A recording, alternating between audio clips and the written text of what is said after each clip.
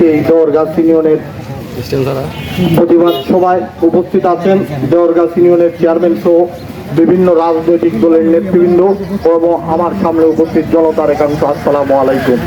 যে আমি কথা লম্বা করতে চাই না, যে আমাদের কথা স্পষ্ট, যে আমরা প্রশাসনের কাছে আহ্বান জানাই যে আপনি বিভিন্ন সংস্থার মধ্য দিয়ে এজেন্সির প্রশাসনের এজেন্সির মধ্য দিয়ে সেই জিনিসটা বিবেচনায় আপনারা নেন। যারা ব্যারিস্টার সাইদুল হক সুমনের বিপক্ষে নির্বাচন করেছে বিভিন্ন দলের, তারাও আজকে ব্যারিস্টার সুমনের পক্ষে আজকে কোনো আপোষ নাই। আমরা ব্যারিস্টার সুমনের ভালো কাজের জন্য আমরা আজকে এখানে সমাবেত হয়েছি। এই জিনিসটা আপনারা যদি লক্ষ্য করেন, যারা নৌকার নির্বাচন করেছে, যারা ইগলের করেছে, যারা নির্বাচন বর্জন করেছে, এখানে তিনোটা পক্ষ এক হয়েছে। তাই আমি প্রশাসনের কাছে আহ্বান জানাবো অনতি বিলম্বে যে আমাদের মানবতার পেরিওলা ব্যারিস্টার সাইদুল হক সুমন, চুনারগাঁড়ের মানুষের অত্যন্ত হৃদয়ের মানুষ, চুনারগাঁড়ের উন্নয়নের দ্বারক বাহক যাকে বলা যায়, এবং চুনারগাঁড়ের অসংখ্য ভালো কাজের রাজসাক্ষী হিসাবে ইতিমধ্যে চুনারঘাটবাসীর হৃদয়ে স্থান করে নিয়েছেন। তাই ব্যারিস্টার সুমনকে চুনারঘাটবাসী কেন সারা বাংলাদেশের মানুষের হৃদয়ে স্থান করে নিয়েছেন, সেটা মুছে ফেলা যাবে না।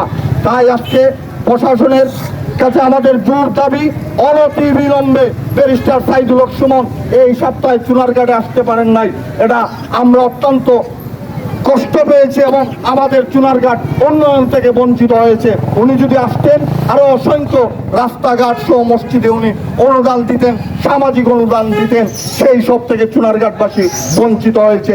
তাই আমরা প্রশাসনের মাধ্যমে রাষ্ট্রের সর্বোচ্চ পর্যায়ে আমরা আহ্বান জানাই যে আমাদেরকে উন্নয়ন থেকে বঞ্চিত করবেন না, যে আমাদের যিনি উন্নয়নের জবাবদিহিতা নিশ্চিত করেন ওনাকে আমাদের মাঝে ওনার স্বাচ্ছন্দ্য মতে চলার ব্যবস্থা করে দিবেন এবং ওনার প্রয়োজনীয় নিরাপত্তা ব্যবস্থা জোরদার করবেন, এই আশা এবং প্রত্যয় ব্যক্ত করে আমি আমার কথা এখানেই শেষ করছি।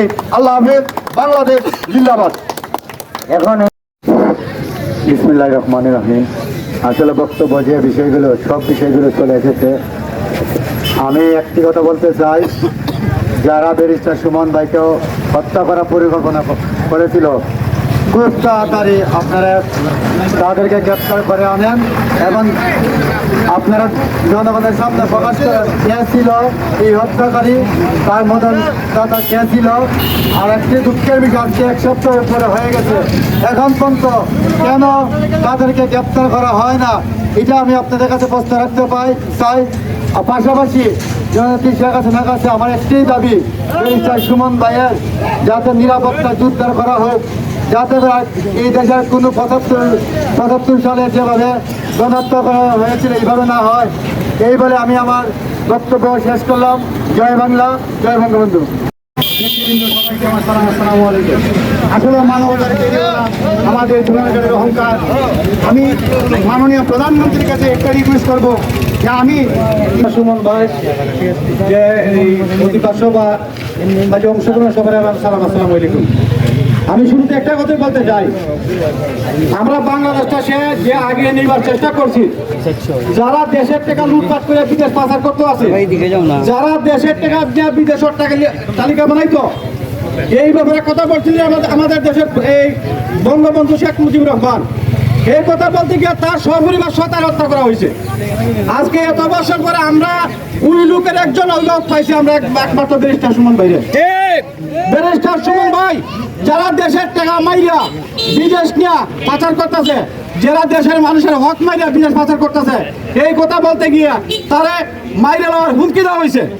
তা আমি বিশেষ করে আইন শৃঙ্খলা বাহিনীর কাছে আমরা একটা অনুরোধ থাকবো, আমাদের ব্যারিস্টার সুমন ভাইকে নিরাপত্তা দেওয়ার জন্য আমাদের দেশের প্রধানমন্ত্রী জননেত্রী শেখ হাসিনা, ওনার কাছে আমাদের বাংলাদেশের মানুষের পক্ষ থেকে আমাদের অনুরোধ, তারা যাতে একটা পুলিশ প্রটোকল দেওয়ার দরকার, তারা যাতে নিরাপত্তা দেওয়ার দরকার। এই বলে আমি আমার সংক্ষেপে বক্তব্য শেষ করলাম। সবাই সালাম, আসসালামু আলাইকুম।